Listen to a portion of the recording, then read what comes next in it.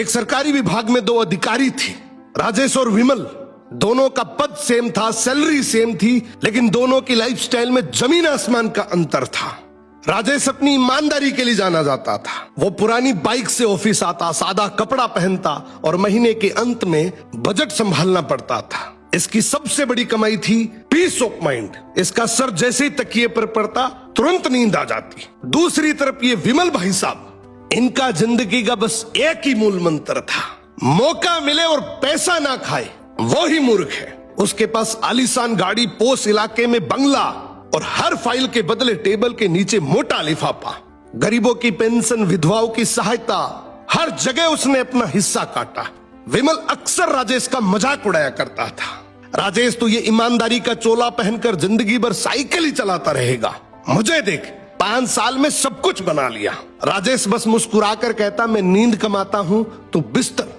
अब कर्म का हिसाब देर से खुलता है, लेकिन जब खुलता है तो ब्याज सहित लौटता है। विमल के बेटे का जन्मदिन था, तोहफे में उसने बेटे को एक महंगी सुपर बाइक दी।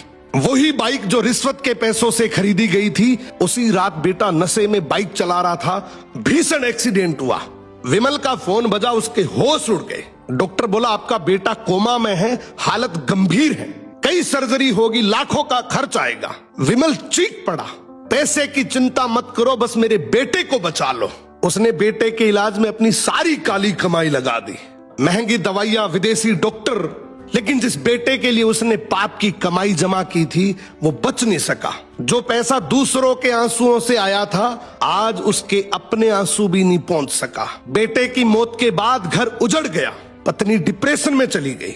विमल को दिल का दौरा पड़ा, बंगला फूटा, मकान बन गया। पैसा अब दवाई और वकीलों की फीस में जा रहा था। और एक दिन अचानक राजेश से मुलाकात हुई। विमल रोते हुए बोला, राजेश तू बिल्कुल सही था, मैंने जहर इकट्ठा किया था और उसी जहर ने मेरा घर जला दिया। भभकती आवाज में बोला, यार मैं अपने बेटे का कातिल हूं। जिंदगी में याद रखना, हराम की कमाई हराम के रास्ते से ही जाती है। ये रील टैग करो उस दोस्त को जो सरकारी कर्मचारी है। अगर वो ईमानदार है तो इस रील को देखने के बाद वो बहुत खुश होगा।